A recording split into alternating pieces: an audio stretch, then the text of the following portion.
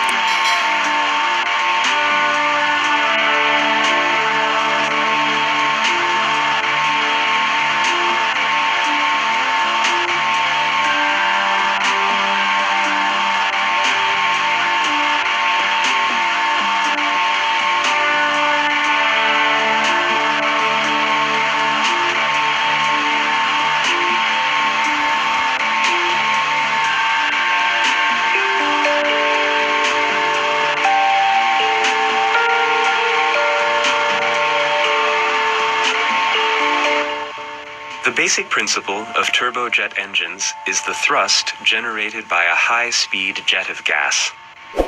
The air enters the rotating compressors through the air inlet. The blades of the compressor increase its speed and compress the air. This compressed air ensures the continuous combustion of injected fuel.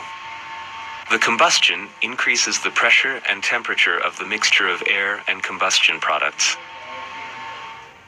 This gas mixture flows through the nozzle, a pipe with a progressively smaller cross-section, resulting in a greater speed of flow. The accelerating gas rotates the turbine that drives the compressor. Then, the gas flows out through the nozzle and, in accordance with Newton's third law, the law of action-reaction, it generates a thrust. Today's military aircraft engines often use afterburners, which increase efficiency by up to 50%. Additional gas is injected into the gas mixture in the afterburning chamber, which results in a further increase of temperature and pressure, and therefore thrust.